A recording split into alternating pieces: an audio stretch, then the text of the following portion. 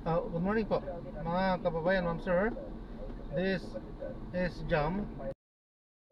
Today is November 19, 2025 at tayo ngayon ay papunta dyan sa Mayshore Residences, Tower C, Barangay 76 Pasay po, at dadalhin po natin ito sa may National University sa may SM Mall of Asia, Coral Way, Barangay 76 Pasay pa rin po yan.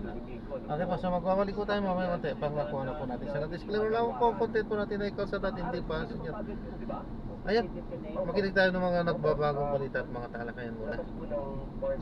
Dahil po non-available naman po ang final natin dahil malversation over 8.8 million, ma-aresto na kaagad po yung mga respondents dito sa kaso na ito. Hindi, pero wala na si Saldico, wala na sa bansa eh. So hindi na siya ma-aresto. May standing warrant, ang tawag ba doon? So may standing warrant po. On the basis po of that warrant, marami po tayong remedies. Pwede po tayong humingi sa korte na i-cancela yung passport po ni Saldico dahil nandito na po tayo sa part ng proseso na pwede na tayo humingi, no, ng cancellation. Pag na-cancel na po yan, mas malimit na po ang kanyang galaw, hindi na po siya makakabiyahe from one country to another.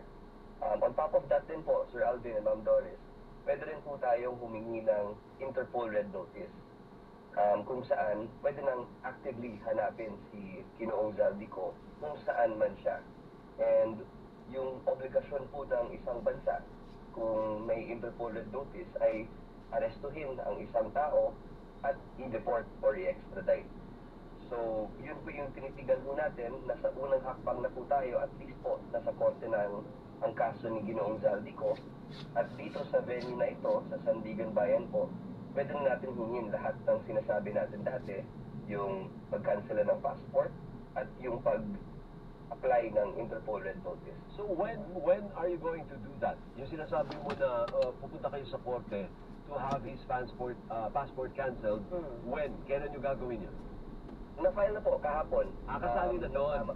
Okay. Nasama na po doon sa mga request po natin. Yung isang request po natin, sana maraffle agad para mas mapadali po yung pag-issue ng warrant of arrest. Tapos, pag lumabas na po yung warrant of arrest, pwede na natin gamitin yun sa test mismo sa pag-apply sa Interpol for Red Notice. Pagka na-serve na yung warrant, saan po at nakuha sila, saan sila po i-detain eh? Sa BJMP pa po. Dahil yung BJMP po ay isang detention center pre-conviction. So, kung non-bailable ang isang crime at or walang pangpiyansa ang isang tao in other bailable offenses, doon po muna sila.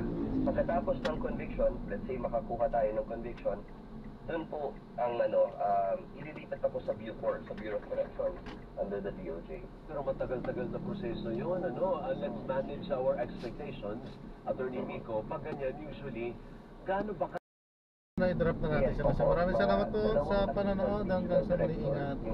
God bless. Paalam po muna. Franz Matos. Yung current ARD.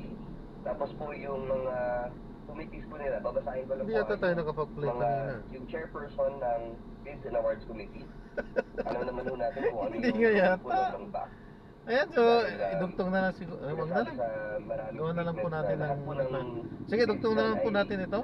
So yan ay kukunin natin ito sa may extremely East Suite, sa may Solmer Park Suite, sa may Bradco Avenue, Baclaran, Parañaque. At dadalhin pa rin natin yan sa may National University SM Mall of Asia. Yan, Barangay 76 Pasay.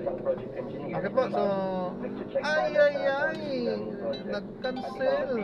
Kailan nandito tayo? Siya rin ang nag-check ng quality ng material. Ano ba yan?